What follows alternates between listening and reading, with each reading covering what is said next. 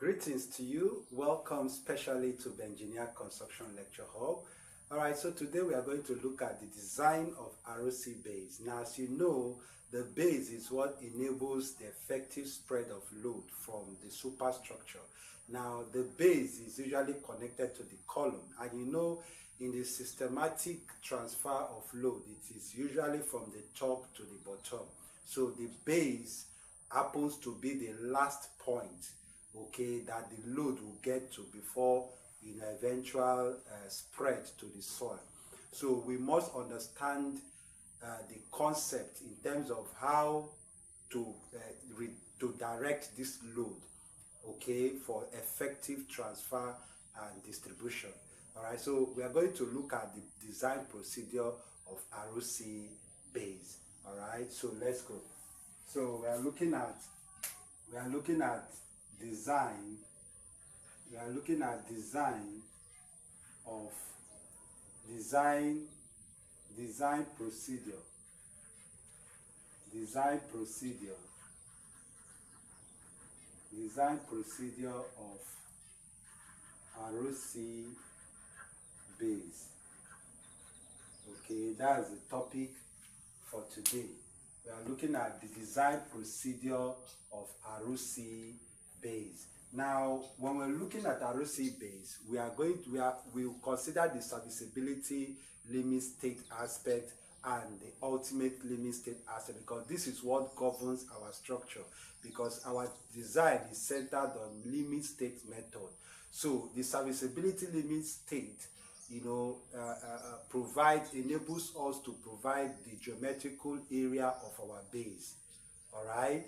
Then in the area of getting the load, the axial load on that base, okay, we get that from the design load, axial load of our columns.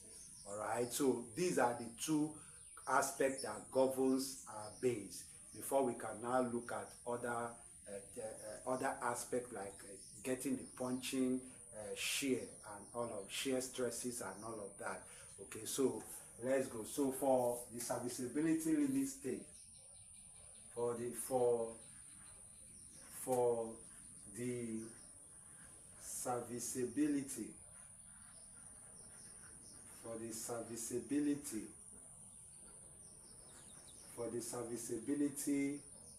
limit state.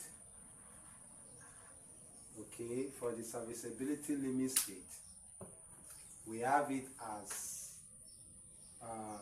1.0 GK plus 1.0 QK. Okay, now whatever we get from here,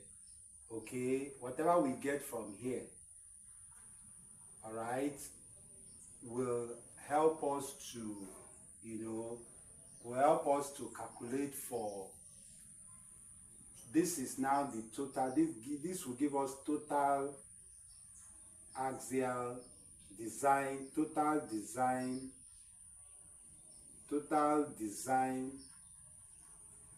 axial load. Okay, now once we have calculated this as our total axial load, we have to divide this by the safe bearing capacity. Okay, the safe bearing capacity, and this will now give us, this will be equal to area of base. Okay, this will now give us the area of base. So from the serviceability limit state, we can be able to get the area of our base. That is, our base is in this format. This is the column. So the area now is the breadth, or the length times breadth, as the case may be. Length times breadth. Okay, that's the area of our base. So this is how we obtain the area of our base. Okay, so the next we are going to look at is the serviceability. Okay, we look at for the ultimate, sorry, for the ultimate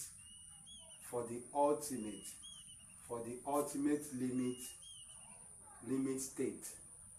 For the ultimate limit state, we are looking at double combination. We are looking at combination 1 rather. We are looking at combination 1, which is generally acceptable in most cases. All right, so we have our column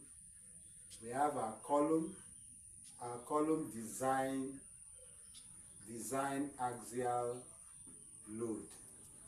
Okay, that will be equal to, which is NED.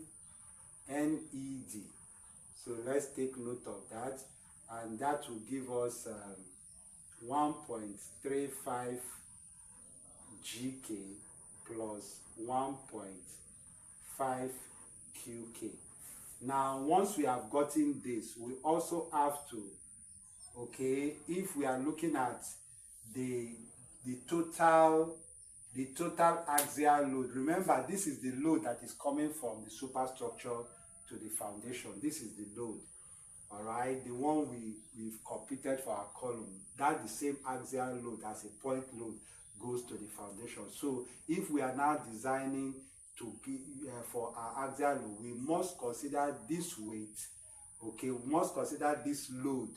We must also consider the weight.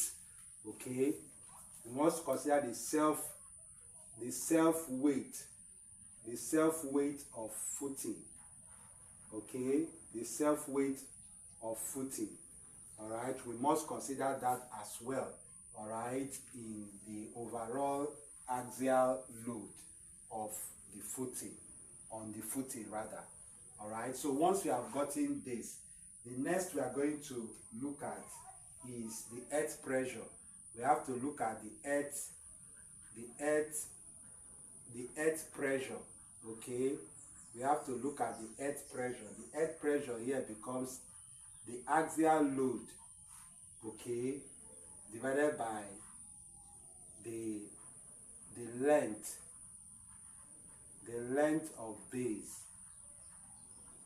The length of base.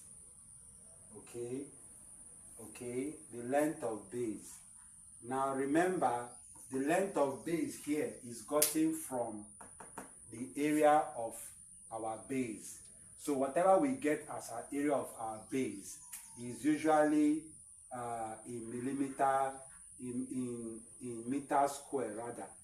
Okay, it's usually a meter square. So the square root of that value, the square root of whatever we get here becomes our L. Becomes, if it's a square, if it's a square base, it means that the both sides are equal. So that value becomes the value you substitute here. Okay, because the axial load divided by the area, automatically this becomes the area of our base. So I can put it in this, I can have it, imputed in this manner as our area of base. All right, can have it as area of our base. Now I want you to also understand that when we calculate for the earth pressure, we are looking at that the pressure on our earth, because if you have your base in this manner, okay, this is now the earth. This is now the earth. So the pressure, okay, as this load comes down, okay, the load comes to this base. So we must, this becomes this, okay, why this becomes the length, this length, okay, this length. So if the square of it means the other side of this base, okay, as the case may be. So this shows the contact area of that footing on the soil. All right, so please bear with me, the form of reflection, please just bear with me. All right, so from here we can now have this is the ultimate pressure. Okay, this is the ultimate pressure. So once we have done this, the next we are going to look out, we are going to consider here, we are going to adopt, we adopt the thickness of base. We adopt the thickness of base and effective depth. Okay, so we choose a particular thickness of base. Okay, the thickness of base here, I mean this is our base. All right, this is our base. From here to here is the thickness, which is H. Then you know our reinforcement runs, so half of our reinforcement to this top becomes our effective depth, D. Okay, which is the first. So you select your overall depth and the effective depth for that you want to design that base for. All right, so once you have done that, you now at the face, you say at the face, at the column face, we have our maximum shear resistance. Our maximum shear resistance, which is VED max, is equal to 0.5 UD, okay, into, okay, we have it 0.6 into 1 minus FCK divided by 250, okay, into FCK divided by 1.5. So this is what is being provided according to Hero code that we are to use to calculate for the maximum shear resistance. Now this maximum shear resistance talks about the resistance that base will provide, okay, towards the load that is, you know, acted upon it. All right, so definitely it must have resistance. So this is what measures the resistance. All right, so and this should be greater than, it should be greater than your N, that is the axial load. This should be greater than your axial load. It should be greater than your axial load. All right, definitely for it to have that ability to resist or to carry that load effectively and spread, it must be greater than the load that is coming down. All right, so take note of that. Now from here, now we're expected to, you know, look at the punching. We have to look at the punching shear. Okay, the punching shear. Now I want you to note that the punching shear, now when we have our base in this manner, we have our column here. Now I want you to understand that a lot happens around this perimeter of, or around this column.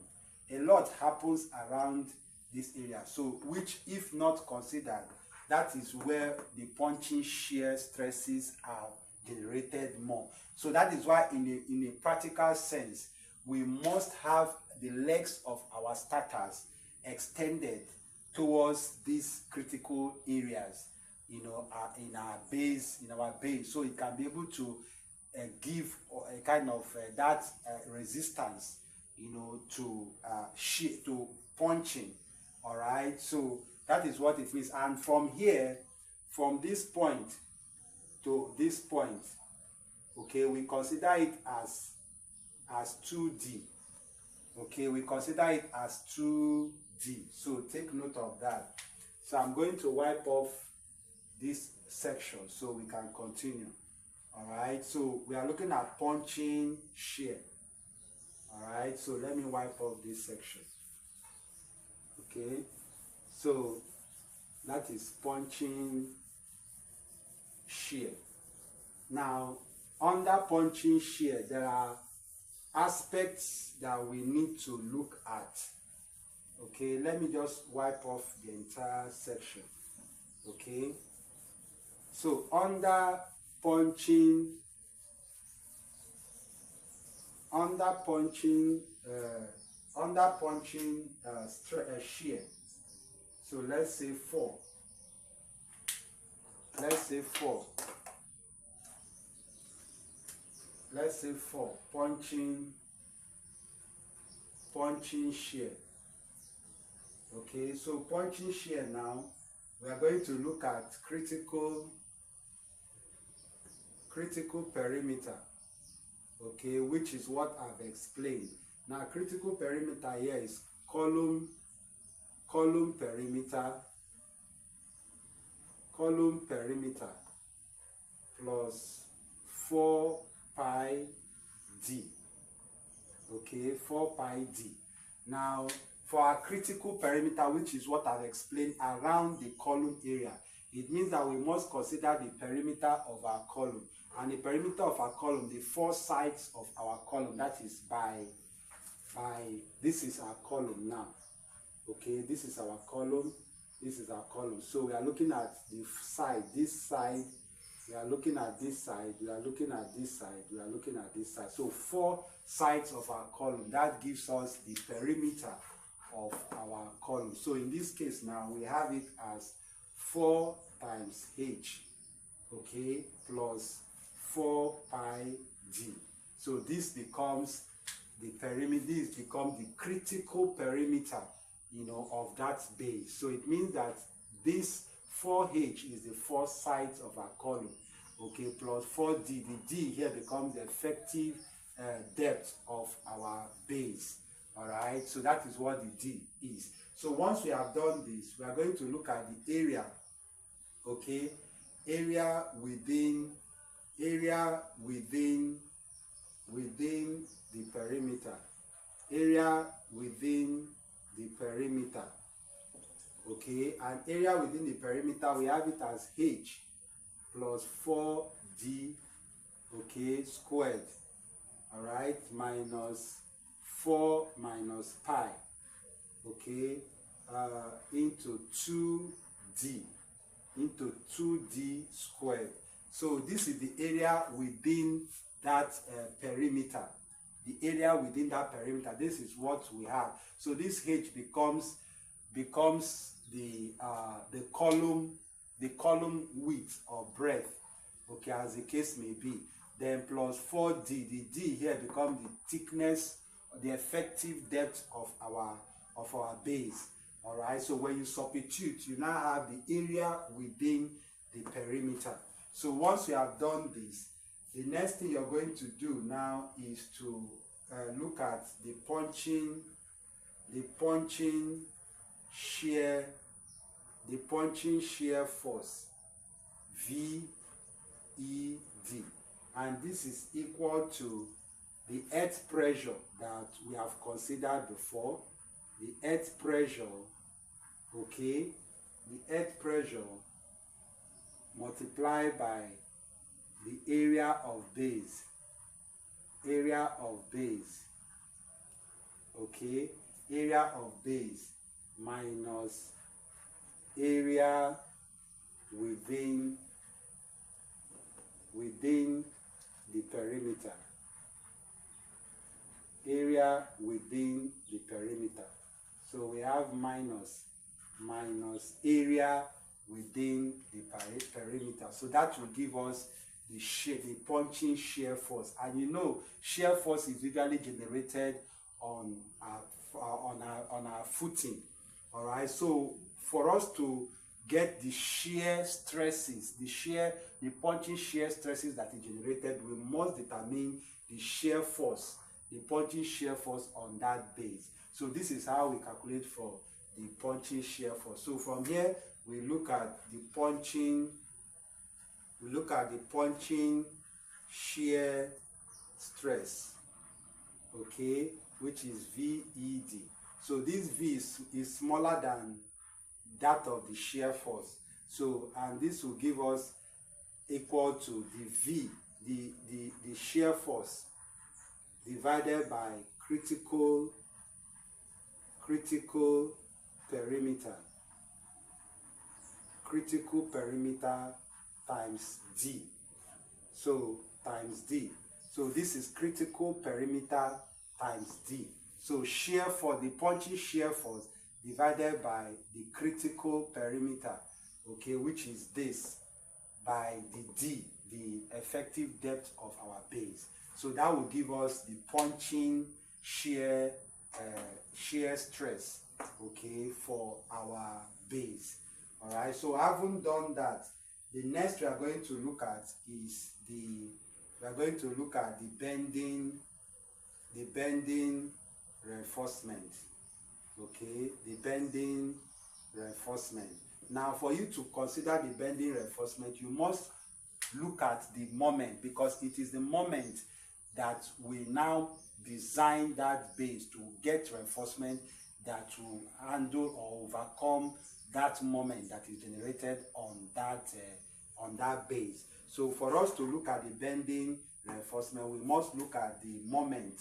Okay, so moment, that is the moment at critical section. We have MED, which is the moment, okay, equal to, so in this case we have the earth pressure, okay, the earth pressure multiplied by length of base, okay, length of base multiplied by critical section, okay, critical section. Now this, okay, critical section. All right, so we have critical section divided by 2. Okay, so this is what will give us the moment. Okay, this will give us the moment. Now the critical, now you know the earth pressure is what we have previously, then the length of our base is the length, you know, then multiplied by the critical section. Now the critical section here is, for example, we have our base in this manner, okay, then we have our column in between. Now from this point to the edge of this column, and from this point to the edge of this column, now we must know the overall length of this base. Okay, so when we know the overall length of this base, we also know that of the column, which is B, the breadth of the column. So what we're expected to do now is to minus the breadth of the column from the overall length, okay, from the overall length. That is what I mean is, if this is over, so we have L minus our B, that is the breadth of column. Let's say it gives us X, okay. Now this X that we have gotten, we have to divide it for both sides, so divide by 2.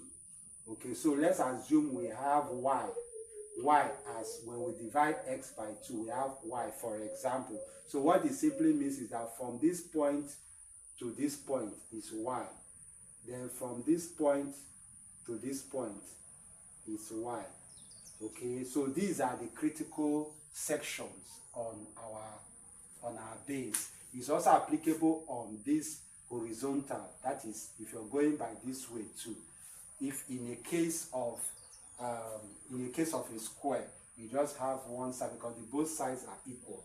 So that is the critical, so the value you get, that is what will be the critical section here and here as well. So once you have done that, the next thing you're going to do is to now, you are expected to look at the strength, the internal capacity of the concrete. So for the concrete now, for the concrete,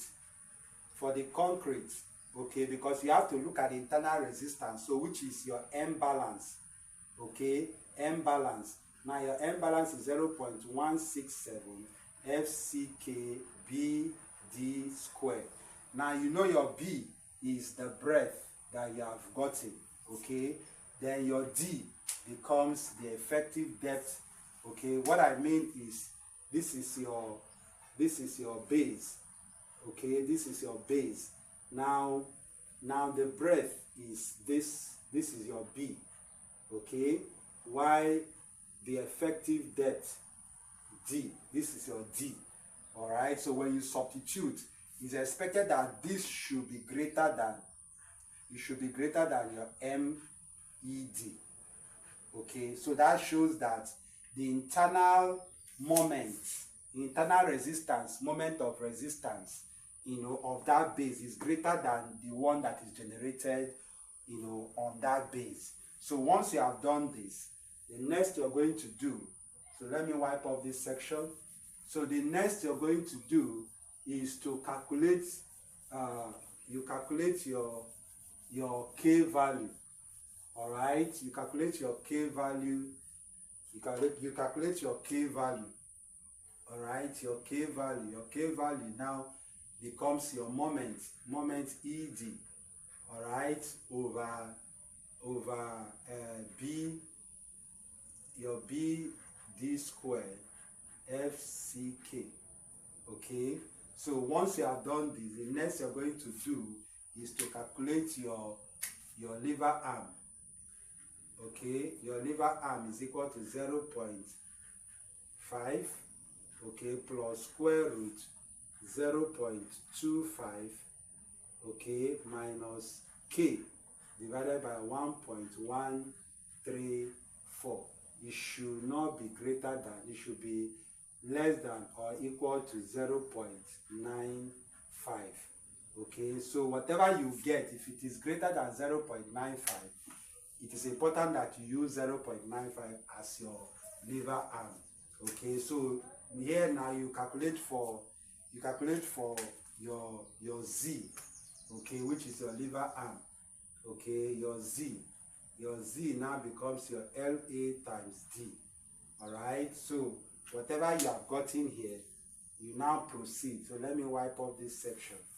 All right, you now proceed to calculating for your AS required.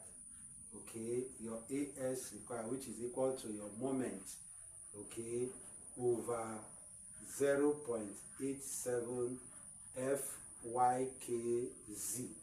All right, so whatever you get here will be in millimeter square. That is the area of steel calculated. So once you have done this, the next thing you're going to do now is to go to the table. The table we usually use for our slab is also applicable to our base. Okay, those areas that are provided there is also applicable to that of the base. So any area you have calculated here, you go to that table, you select area that is higher than that particular area and now provide reinforcement. So the next thing here is to provide. You provide reinforcement. You provide reinforcement. So this becomes the end or the climax of the design of ROC base. Okay, so once you have provided reinforcement, that is the climax of the designing of our base. All right, so please, if there are questions as regards to what discussed so far, you can send them across for further clarification. So subsequently, we are going to look at the calculation, okay, which we are going to take reference from the sketch that we've been using all this while. Okay, we draw reference from that sketch to design the pad, okay, the footing for that particular structure. All right, so I'm going to stop here. Thank you very much for your time and do have a wonderful day.